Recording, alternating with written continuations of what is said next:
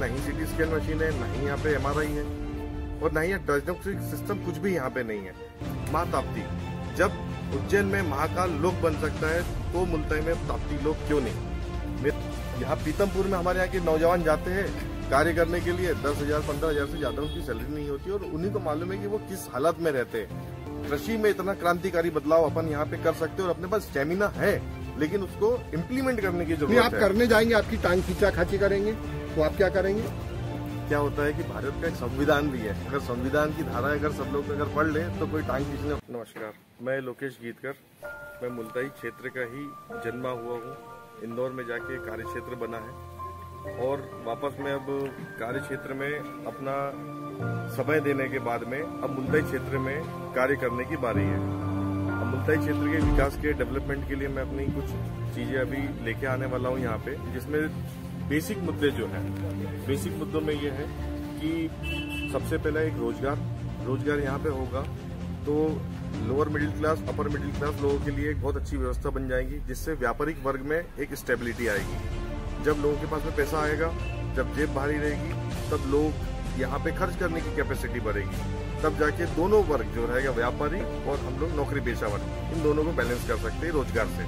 दूसरा चीज ये है स्वास्थ्य। आज हम लोग यहाँ पे स्वास्थ्य व्यवस्था कैसे, आज भी हम लोग प्राथमिक चिकित्सा केंद्र में है।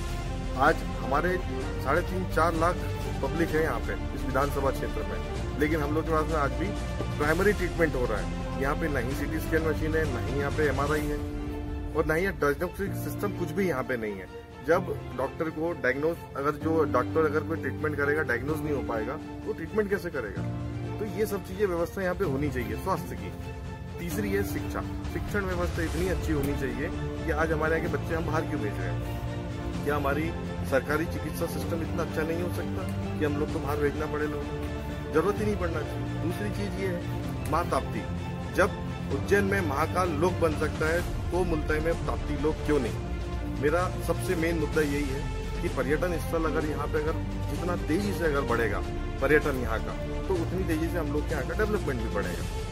और भी न जाने बहुत सारे मुद्दे हैं, जैसे रेलवे स्टेशन है। रेलवे स्टेशन पे अभी वहाँ पे एस्केलेटर्स जो होते हैं, जो स्वचालित सीढ़ियाँ होती है, क्या अभी तक की वो नहीं लगनी थी यहाँ पे स्वचालित सीढ़ियाँ?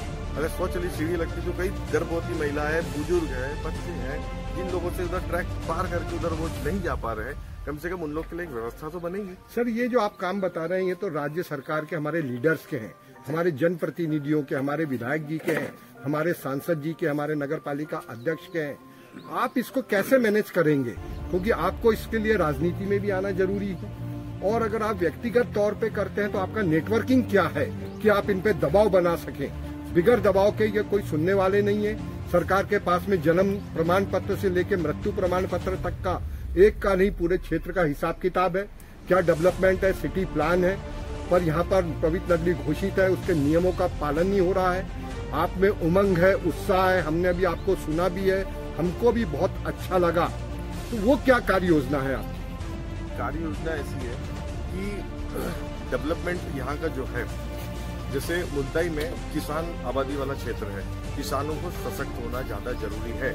हमें यहाँ पीतमपुर में हमारे यहाँ के नौजवान जाते हैं कार्य करने के लिए, 10,000 15,000 से ज्यादा उनकी सैलरी नहीं होती और उन्हीं को मालूम है कि वो किस हालत में रहते हैं। वो यहाँ पे सर उठा के जिए। मैं ये चाहता हूँ यहाँ पे कृषि में इतना क्रांतिकारी बदलाव अपन यहाँ पे कर सकते हैं और अपने पास स्टेमिना है, लेकिन उसको इम्प्लीमेंट करने की जरूरत है। आप करने जाएंगे, आपकी टांग खींचा खाची करेंगे तो आप क्या करेंगे?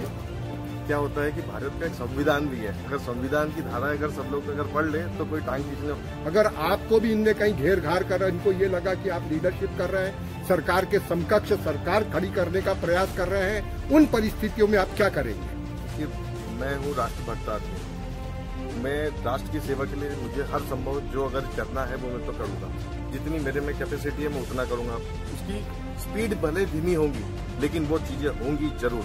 मैं अपने कमाई का जितना भी हिस्सा मैं यहाँ पे अपने क्षेत्र के लिए लगा रहा हूँ, ये मेरी और मेरी मानसिक स्थिति और मेरे घर वालों की स्थितियाँ जो है, हम लोग की पूरा क्लीन हार्ट है हम लोग। इसके लिए कोई आपने स्पेशल कुछ ये बनाया है? मैं अभी तो फिलहाल मेरा कोई पॉलिटिकल पार्टी से कोई लेना देना नहीं है। और नहीं मैंने अभी कोई इस टाइप का कोई विचार युवाओं का कोई आपने संगठन खड़ा किया है? जी, युवाओं तो मेरे साथ में बहुत सारे जुड़े हुए हैं, बहुत सारे, और मेरे समाज के क्या अदर समाज के भी, क्योंकि मैं सर्व समाज को लेकर के चल रहा हूँ। मैं कोई एक समाज में मतलब सीमित नहीं हूँ, मैं सभी समाज के लोगों को, सभी समाज के युवाओं को लेकर के चल रहा हूँ, जिसमें रोजगार में भी सभी समाज के लोगों को रोजगार मिलना चाहिए, ट्रीटमेंट सभी समाज के लोगों को मिलना चाहिए। अगर आप आए हैं, हम आपका पूरा सपोर्ट करेंगे और हम आपके साथ हैं, पर अति उत्साह में आप अध्ययन करिए, संगठन तैयार करिए और हम आपके लिए अग्रिम शुभकामनाएं देते हैं। जय हिंद, जय भारत।